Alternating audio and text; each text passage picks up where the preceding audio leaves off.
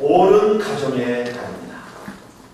가정의 달을 맞이해서 이번 5월 한 달은 같이 식사하고 선물 나누는 것도 참 중요하겠습니다만은 5월 한 달은 우리 가정을 돌아보고 영적으로 점검하는 시간이 되었으면 좋겠습니다. 우리 가정은 정말 건강한가? 행복한가? 하나님의 말씀에 기초한 그런 가정인가? 하나님이 보시기에 심히 좋다라고 말할 수 있는 그런 가정인가? 가족 간의 대화와 소통이 잘 이루어지고 있는가? 우리 가정에 하나님이 계신가? 우리 가정에 끊어야 할 저주와 죄는 없는가? 5월 한 달 우리 가정을 돌아보고 하나님의 말씀으로 새롭게 거듭나 더욱 믿음으로 든든히 세워져가는 행복하고 건강한 가정을 만드는 뜻깊은 5월이 되어지기를 주님의 이름으로 먼저 축원합니다. 누구나 다 행복한 가정을 꿈꾸고 행복한 가정을 만들기를 원하지만 그렇다고 모든 가정이 다 행복한 것은 아닙니다. 특별히 많은 전문가들은 오늘 우리의 시대를 가정 위기의 시대를 지나 가정 대체의 시대가 되었다라고 그렇게 말을 합니다. 가정과 관련해서 전 세계적인 공통 현상이 몇 가지가 있는데요. 첫째는 1인 가구의 급격한 증가입니다. 과거에는 3대, 4대가 함께 사는 대가족 시대가 있었습니다. 얼마 전만 해도 3, 4인으로 구성된 핵가족이 시대가 있었습니다. 그러나 오늘은 지금은 한 가구에 한 사람이 사는 1인 가구가 급격하게 증가하고 있습니다. 북유럽의 경우에는 1인 가구가 전체 가구의 40%, 스웨덴 같은 경우는 43%, 거의 절반에 육박하고 있습니다.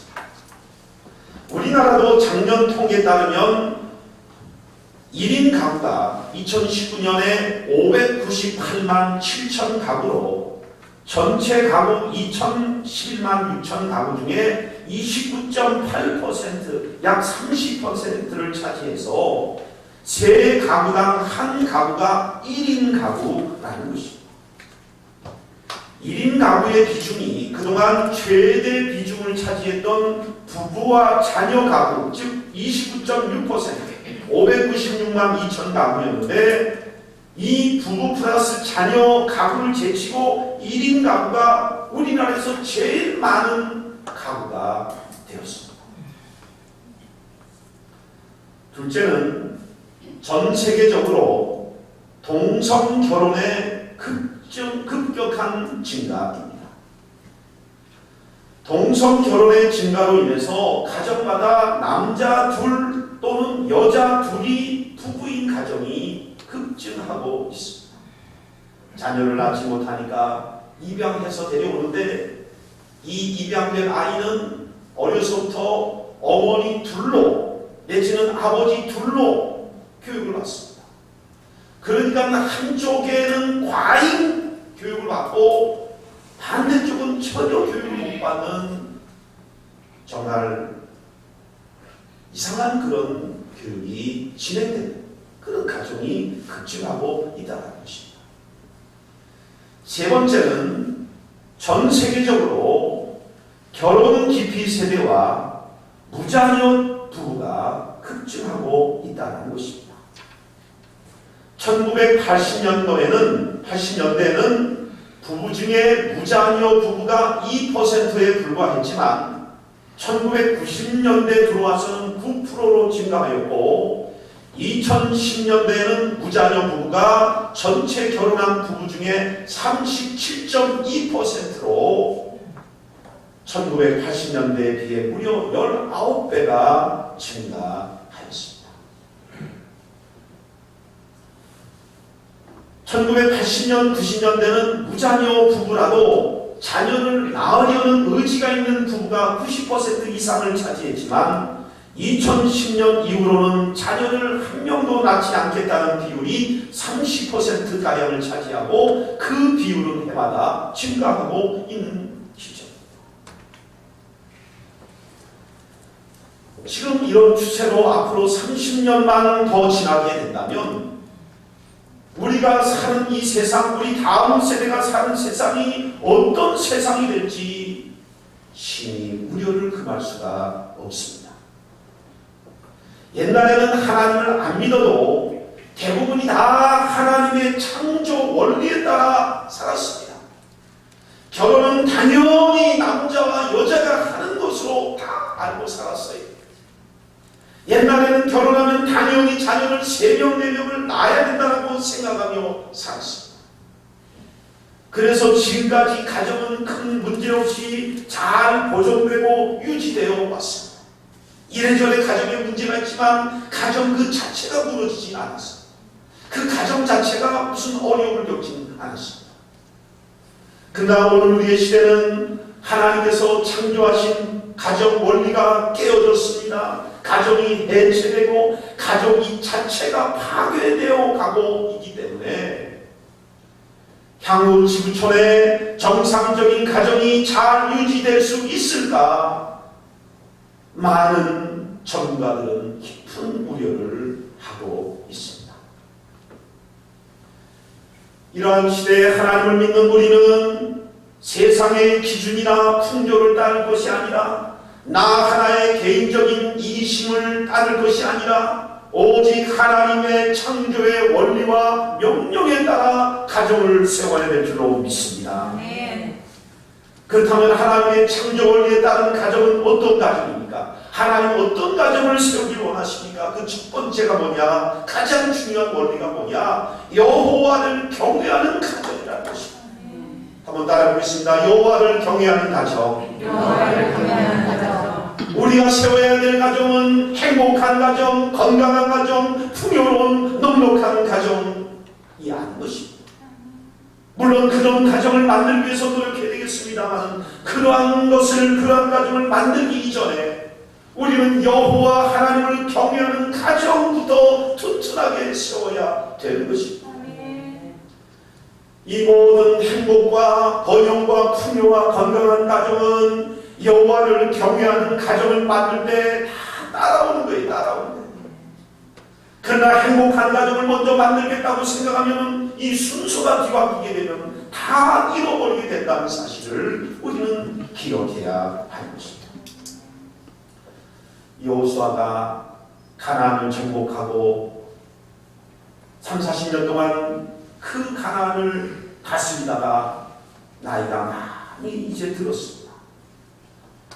그 무렵에 이스라엘 백성들은 하나님을 경외하는 가정보다 행복한 가정, 풍요롭고 번영하는 가정을 더 갈망하게 되었습니다. 그러다 보니 저들의 기준은 점점 하나님이 아니라 행복에 맞춰지기 시작했습니다. 번영에, 풍요에, 넉넉함에 맞춰지기 시작했습니다.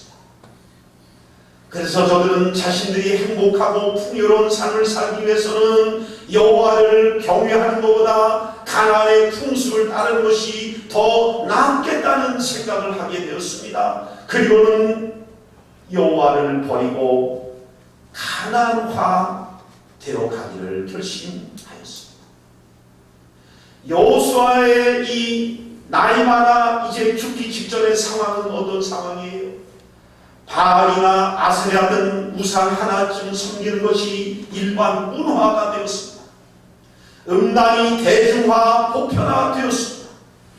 누구도 우상 숭배와 음란을 죄라고 생각하지 아니하고 오히려 자기들이 누릴 행복, 추구권이라고 생각을 하였습니다. 여호수아가 나이가 많아 죽기 직전에 이러한 이스라엘 백성들을 향하여 유언의 말을 남깁니다. 이스라엘아 들으라.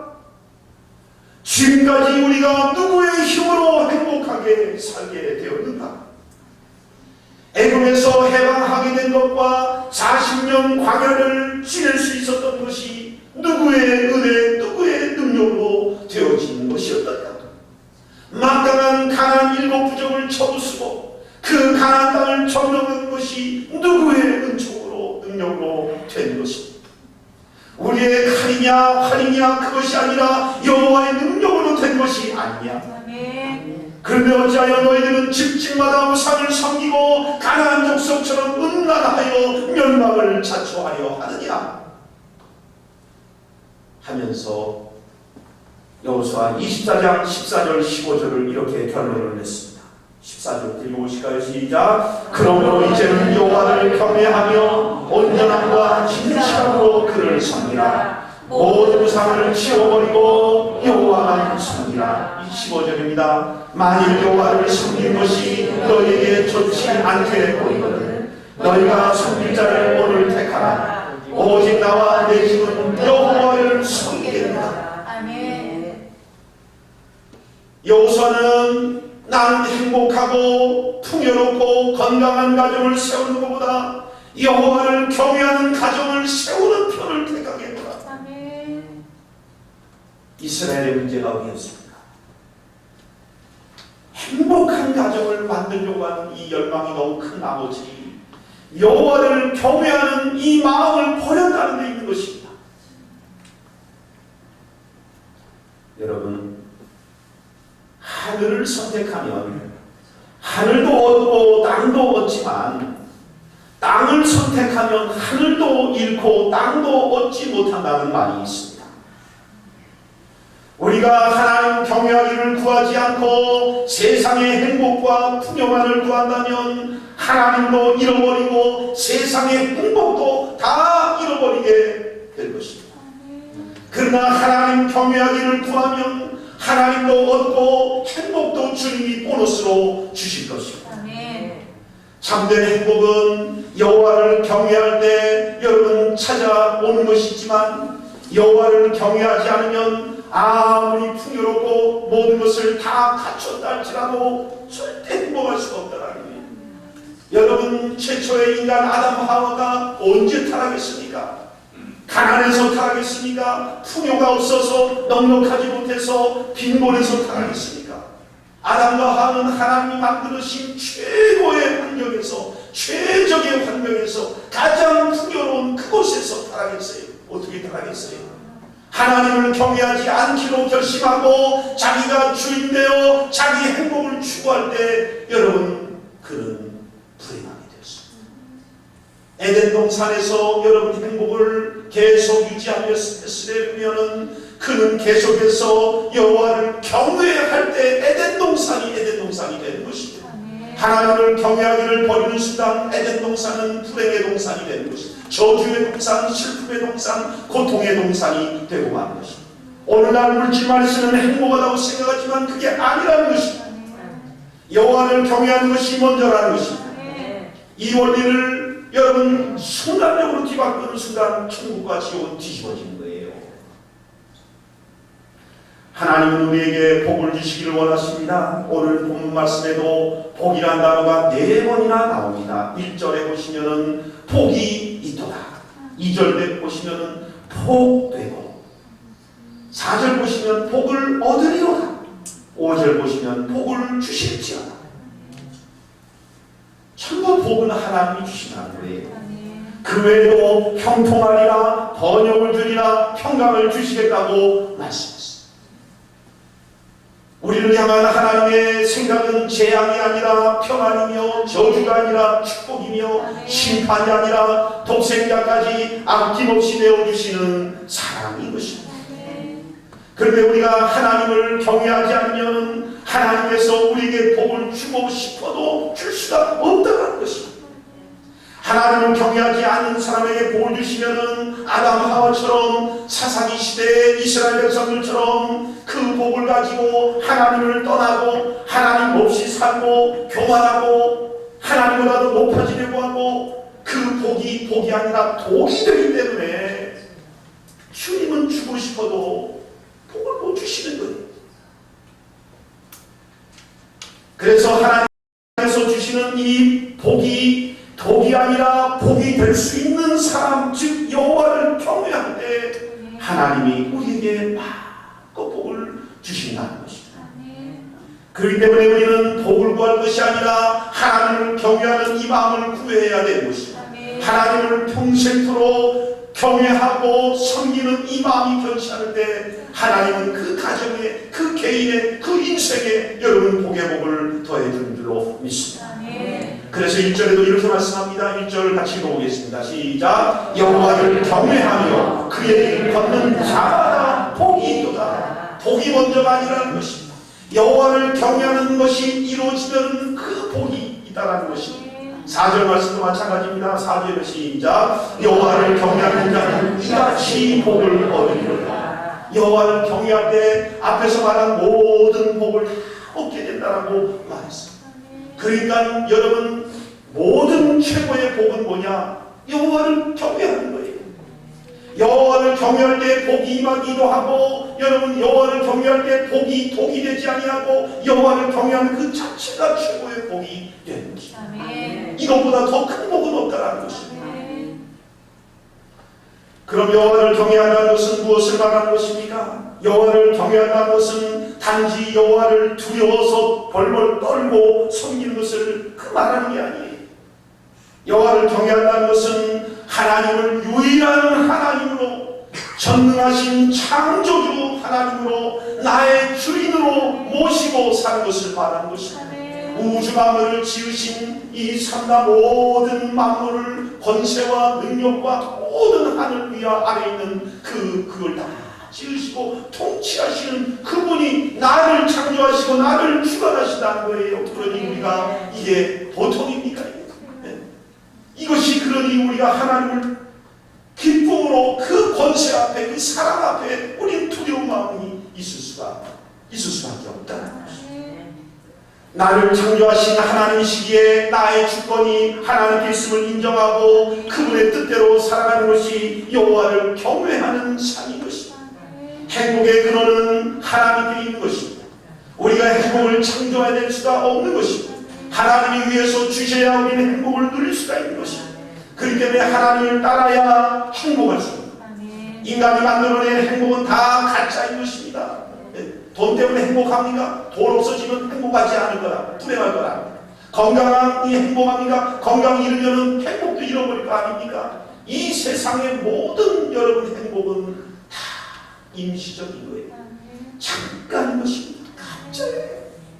영원히 변치 않는 것은, 영원히 변치 않는 행복을 주시는 그 하나님이 주실 때만 우리는 누릴 수가 있는 것입니다. 가정을 만드신 분도 하나님이십니다. 그러므로 가정을 설계하고 창조하신 하나님의 뜻을 따라 살아야 행복한 가정을 만들 수가 있는 것입니다. 그렇기 때문에 하나님을 경외하는 부모는 자녀들에게 다른 무엇보다 하나님이 주인된 삶을 살도록 가르쳐야 되는 거예요. 너의 주인이 누구냐? 부모도 아니고 너도 아니고 하나님이다. 이걸 가르쳐줘야 되는 거예요. 하나님을 경외하도록 자녀를 만들어야 해요. 자녀를 신앙으로 양육하고 기도를 가르치고 무릎 꿇는 법을 가르치고 하나님의 말씀을 가르치고 예배의 소중함을 가르쳐야 되는 것입니다. 하나님 없이는 결코 행복할 수 없음을 자녀들 마음의 한복판에 깊이 심어 놓아야 되는 것입니다. 자녀들이 취업 잘 되면 좋은 겁니까? 자녀들이 잘 나갔다고 여러분 좋은 겁니까? 그렇지 않습니다. 자녀가 잘 되고 타락하는 경우가 여러분 안 돼서 좀 어려운 것보다 훨씬 더 많습니다. 부모 못 알아보는 자녀 중에 잘나고 여러분 위대하게 된 자녀들이 더 부모 몰라보는 거예요. 여러분 자녀를 잘 키웠냐고 키웠냐 승패는 좋은 직장 다니고 연봉이 얼마냐 이런 게 아닌 거예요. 그가 지금 하나님을 경외하고 있느냐 그것도 사는 거예요. 그는 평생 그는 하나님 인도해 주신 것입니다. 부모가 자녀를 하나님 경외하는 것 이 하나만 확실히 가르치면요 어디를 갔더라도 그 하나님 책임져주는 거예요. 자기가 스스로 죄를 이기고 유혹을 물리치고 스스로 무릎 꿇고 하나님을 경외함으로 승리해 나가는 것입니다. 그러나 여호와를 경외하는 것을 가르치지 않으면 평생 자녀 때문에 눈물을 흘리는 거예요. 그 넘어도 그 자녀 때문에 근심 걱정 덩어리가 되는 것입니다. 하나님을 경외하도록 하시는 것이 우리 부모가 해야 될 가장 큰 본분이에요. 아멘. 오늘 우리 한국교회 문제는 다른 데 있는 것이 아니라 내가 하나님을 경외하지 아니하고 내 자녀도 하나님을 경외하도록 가르치지 않은 데 있는 거예요. 세상의 잣대를 가지고 자랑하는 데 이게 문제가 있는 것입니다. 여러분, 우리의 자랑은 우리 자녀가 새벽 기도를 합니다. 우리 자녀가 매일 말씀을 먹고 하루를 시작한다. 우리 자녀는 문제만 생기면 보좌 앞에 나가 기도한다. 이런 걸 자랑해야 될 거 아니겠습니까? 오늘 본문에 여호와를 경외하는 가정에 어떤 복을 주신다고 했습니까? 먼저 손이 복을 받게 된다. 손. 2절 말씀 같이 보시까 2절 시작. 내가 내 손이 수고한 대로 복을 것이다. 내가 복되고 형통하리로다. 우리 모든 일을 손으로 대복을 합니다. 그 때문에 손이 복을 받는다는 것은 모든 일이 형통하게 된다는 것입니다. 요셉이 여호와를 경외함으로 창세기 39장 2절에 보면은 하나님께서 요셉의 손에 복을 더하사 그 손으로 하는 모든 일이 형통하였다. 여러분에게 손에 축복이 있게 되기를 주님의 이름으로 축원합니다. 어떻게 손에 축복이 있어요? 여호와를 경외할 때 여러분의 손은 여러분 형통의 손으로 하나님이 붙잡아 주시는 손이 된 것입니다. 요셉은 애굽에 팔려가도 노예가 되어도 감옥에 들어가도 그 손으로 하는 모든 일이 형통하였기에 하나님 그를 존귀하게 세워주셨습니다. 여호와를 경외함으로 여러분의 손이 복을 받길 바랍니다. 여러분이 손이 닿는 곳마다 주님의 은혜가 임하고 형통케 되어지는 역사가 있기를 바랍니다. 사람이 노력한다고 되는 게 아닙니다. 여러분 수고하고 밤새도록 손으로 여러분 한다 할지라도 하나님을 경외하지 않는 이 손은 대는 것마다 망가지는 거예요. 손을 대는 것마다 문제가 생기는 것입니다. 여호와를 경외하면 내 몸에 여호와의 능력이 여호와의 은혜가 임하기 때문에 내 손은 내 손이 아니라 여호와의 손이 되는 것입니다. 여러분에게 그 손이 있어야 되는 것입니다. 그 손은 여호와를 경외할 때 주어진다는 것입니다. 또한 여호와를 경외하는 가정의 아내에게는 어떤 복을 주신다고 했습니까? 3절 상반절 읽어보시면요. 시작. 내 집 안방에 있는 내 아내는 결실하는 포도나무 같아요. 여러분, 포도나무에서 가장 아름다울 때가 포도 열매가 쭉 열매를 맺힙니다. 포도 열매가 맺지 않을 때 포도나무 가면요 볼 게 하나도 없습니다. 무슨 가지가 멋있으니까 뭐 꽃이 대단합니까? 무슨 잎사귀가 대단합니까? 진짜 나무 중에 하품이에요. 관상 정도 되지 않습니다. 그런데 포도 열매가 맺어지면 그렇게 최고의 아름다운 풍경을 만들어내는 것입니다. 이 세상에서 가장 아름다운 아내는 누구입니까? 여호와를 경외하는 아내인 것입니다. 잠언 31장도 고운 것도 되고 아름다운 것도 거짓되나 오직 여호와를 경외하는 여인은 여러분 영원토록 칭찬을 받으리라. 아름다운 여인이 된다는 것입니다. 포도는 기쁨의 상징입니다. 피곤하고 지쳤을 때 활력소가 되는 것입니다. 여호와를 경외하는 아내는 남편과 자녀에게 활력소가 되는 것입니다. 낙심한 남편을 일으켜 세우는 것입니다. 지혜가 부족한 남편에게 여러분 인사이트를 주고 감동을 주고 성령의 여러분 감동을 주기도 하는 것입니다. 많은 위대한 위인들이 낙심하고 여러분 좌절했을 때 누가 그를 일으켰습니까? 아내가 성령의 역할을 하여서 그 남편을 일으켜서 종교개혁을 일으키고 여러분 세계 여러분 그 흑인들을 해방시키고 또 여자가 여호와를 경외하는 여자가 그 역할들을 해낸 것입니다. 위대한 그 인물들 위에는 어머니가 여러분 여호와를 경외하는 그 어머니가 그 자녀를 위로하고 격려하고 바른 방향으로 그 여러분 제시하고 기쁨을 주는 그런 존재가 되었다는 것입니다. 여호와를 경외하지 않는 아내는 바가지만 긁고 세속적이게 되고 그렇게 된다는 것입니다.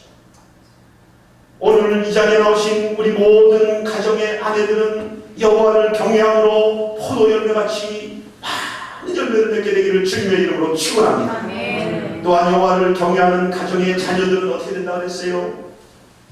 3절 하반절 보시면 다 같이요. 시작. 내 식탁에 둘러앉은 자식들은 어린 감람나무 같으리로다.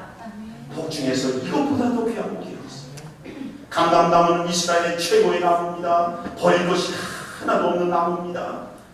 그 많은 잎사귀가 다 약재료로 쓰이고요. 감람나무에서 가장 값비싼 올리브유를 여러분 기름지게 식용유기 제일 좋은 게 올리브유 아니에요. 이 올리브유가 바로 이 감람나무에서 만들어진 것입니다. 어둠을 밝히는 등불의 기름이 되기도 하고 상처를 치료해주는 그런 약이 되기도 한 것입니다. 나무는 이 목재가 단단하고 그 단면을 잘랐을 때 그 모양이 너무 멋있어가지고 최고의 가구로 만드는데 이 여러분 사용된 것입니다. 감람면은 특별히 성전을 성소를 밝히는 관유로서 아침 저녁마다 다시 이런 이 관유로서 성전을 밝히는 기름이 된 것입니다. 왕이나 제사장이나 선자를 기름 부어 세울 때 바로 이 여러분 감람유를 사용했습니다. 여호와를 경외하는 가정의 자녀들은 그 부모가 여호와를 경외함으로 말미암아 그 자녀가 따블로 복을 받는 것이죠. 어머니로부터 아버지로부터 여호와를 경외하는 그 영향력을 그 영성을 그 여러분 그거를 공부받아가지고 어려서부터 이는 세상에나 성전에서 거룩하고 빛나는 존재로 다른 사람을 치유하고 존귀하게 쓰임받는 버릴 것이 하나도 없는 유용한 인물로 사용되게 된다는 것입니다. 또한 여호와를 경외하는 가정은 5절 보시면요. 같이 보겠습니다. 시작. 여호와께서 시온에서 내게 복을 주실지어다. 여기서 말하는 시온은 예루살렘 성전을 말하는 거예요. 여호와를 경외하는 가정은 성전에 나와 예배할 때 하나님께서 복을 주시고 성전에 나와 기도할 때 기도 응답에 복을 주시고 성전에 나와 여러분 봉사할 때 봉사하는 거기에 따른 복을 주시다는 거예요. 하나님은 무조건 예배드리고 기도하고 봉사한다고 무조건 다 받는 게 아니에요. 가인의 예배는 받지 않으시고 아벨의 제사만 받았다고 그랬어요. 우리는 예배드리면 다 하나님 받는다고 생각이 그렇지 않다는 거예요. 하나님을 경외하는 자의 예배, 하나님을 경외하는 자의 기도, 하나님을 경외하는 자의 봉사, 그런 마음으로 드리는 모든 것을 기쁘게 받으시고 복을 더해 주신다는 것입니다. 또한 여호와를 경외하는 가정은 6절 마지막입니다. 같이 보겠습니다. 시작. 내 자식의 자식을 볼지어다. 이스라엘에게 평강이 있을지어다. 여호와를 경외하는 가정은 어떤 복이 임하느냐? 하나님께서 대를 이어 복을 주시되 평강에서 평강으로 인도해 주시는 복을 받는다는 것입니다. 여러분, 하나님이 누군가에게 최고의 복을 줄 때는 성경에 어떤 표현이 있느냐 하면 그 사람에게 복을 주어도 너무나 이 인생이 짧은 거예요. 그래서 너는 너의 후자녀와 후손에게까지 내가 복을 주리라. 이 복은 최고의 복입니다. 아브라함이 하나님께 이삭을 바치는 그 여러분 순종의 최고의 믿음의 경외의 복을 여러분 경외했을 때 하나님은 너만이 아니라 너의 후손이 하늘의 별과 같이 창백해 되고 모래같이 그렇게 번성하다. 하나님이 그냥 아브라함의 가문을 축복해 주시고 그 영원토록 축복해 주시는 거예요. 저는 여러분들이 그런 축복을 받은 주인공이 되기를 바랍니다. 나만 겨우 먹고 살고 끝나는 것이 아니라 하나님이 나를 보시고 내가 하나님을 경외하는 것을 보시고 어떤 축복도 그러다가 나만이 아니라 나의 후손까지 대를 이어 복을 주시는 이 축복을 우리가 받아들여 누리는 이 삶이 되어야 될 것입니다. 아멘도 안 하시면 이렇게 큰 축복이 왔습니다. 아멘 받으셔야지 여러분 되는 거잖아요. 아멘 해도 될까 말까 네? 아멘도 안 하고 있으면 왔다가 그냥 가는 겁니다. 왔다가 그냥 가는 거예요. 내 말씀으로 여러분 받아야 합니다. 그렇기 때문에 자녀를 가장 잘 키우는 길은 여호와를 경외하도록 가르치는 거예요. 자녀들을 곱게 키운다고 잘 키우는 게 아닙니다. 자녀들에게 최고의 영양것을 먹이고 명품을 입힌다고 자녀들이 명품이 되는 게 아닌 것입니다.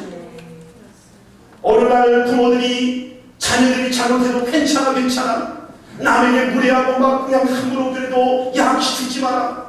선생님이 잘못한 것을 야단치면 이보시오 나도 싫은 소리 한마디 안 하고 내 자식인데 당신이 뭔데 그렇게 야단을 치냐고 이렇게 따져들고 선생님들이 지금 제일 힘든 직장이 된다는 거예요.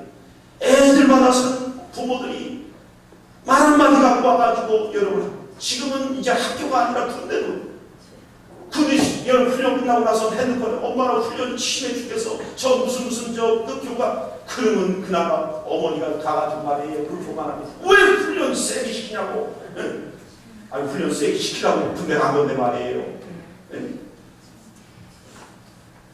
그렇게 하는 것은 자녀를 위한 일이 아니라 자녀를 망치는 일인 것입니다. 자녀가 인생을 살면서 얼마나 좌절과 실패와 낙담과 어려움을 겪겠습니다. 그렇기 때문에 자녀가 그 좌절도 맛보고 힘든 일도 겪어야 되는 것입니다. 야단도 쳐다보면서 빌려야 되는 거예요.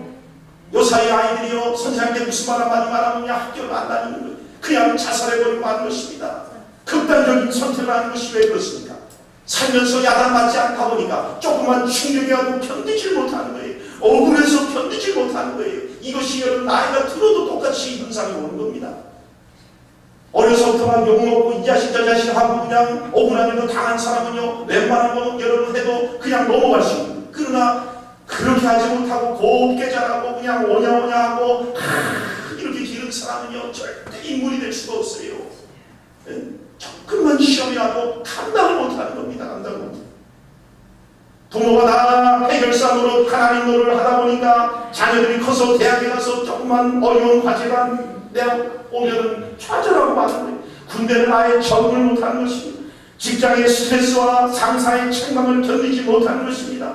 결혼하면은 얼마나 힘들고 안 맞는 일 참고 견뎌야 되는 일이 얼마나 많은데 어려서도 곱게 자라고 참 이러니까 가정생활이 안 되는 가정이 언제든지 뭐 레스토랑에서 뭐 이런 낭만 잡고 그런 것만 결혼입니까?